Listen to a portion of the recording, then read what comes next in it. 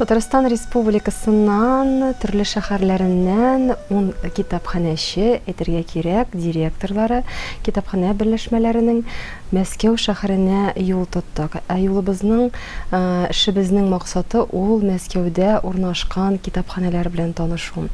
Һәм инде бер атна Мәскәү шәһәрендә яшәп, күп төрле форматта эшләп килүче китапханәчләрне күреп, китапханәләрне карап, хуш килеп йөрдек. Һәм инде Мәскәүдә яшәүче һәм инде эшләүче Рөстәм Фәйзович Ямалиев белән элемтәгә кермичә һич тә булмады. Һәм ул безне бик рәхәтләнеп татар штабына кунакка чакырды. Һәм инде без бүген ниһаять шушында татар штабында. Ул безне Рөстәм Фәйзович ике куллап, шундый яхшы мөгамәләдә үзенең туган шәһәреннән килгән кунакларны, шәхсән мине һәм инде Алабуга җитәкчесен, китапханә җитәкчесен рәхәтләнеп кабул итте. Һәм инде без шушы штабта булып, хәзерге минутта шушы штабта булып, хуш килдек, шушы бинаны күреп, шушы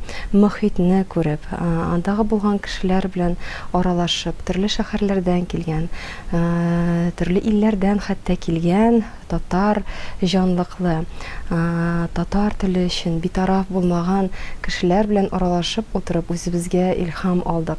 Һәм инде шул тикле зур калада, Мәскәү шәһәрендә үзебезнең телдә, саф татар телендә сөйләшүче кешеләр белән бер өстәл алдында утырып, фикерләрне алышу үзе бер бәхет.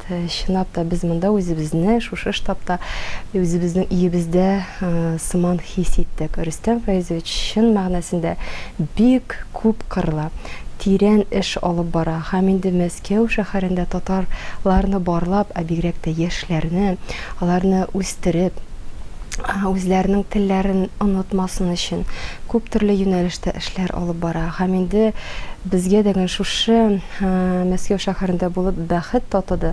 Без монда бүген рәхәтләнеп шушы штаб белән таныштык, аның эшен өйрәндек. Һәм инде алга таба да Рөстәм Фәйзович белән теләктәшлек итербез дип ышанып калам. Һәм инде үзебезнең китапханәләргә дигән, бигрәк тә Габдулла Тукай исемендәге үзәк китапханәгә Рөстәм Фәйзовичны үзенең кунаклары белән, Мәскәү делегациясе белән кунакта көтеп калабыз. Татар штабы гөрләсен, алга таба да иҗади эшләр, алгарышлар, уңышлар, казанышлар насыйп булсын аларга. Иң мөһиме үзебезнең телебез алга табадагын онытылмасын. Ул чын мәгънәсендә сөйләм теле, әдәби телдә сөйләшүче кешеләр күбрәк булсын инде. Бер-берсен табышып, гаиләләр корсыннар иде. Татар телен белүче, хөрмәт итүче балалар тусын иде.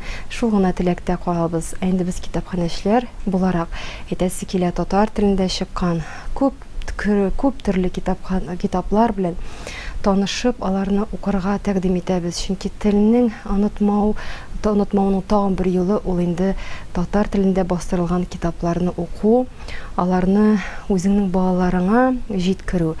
Шул очракта безнең әле телебез, Алла бирса, яшәр дигән өметтә калабыз.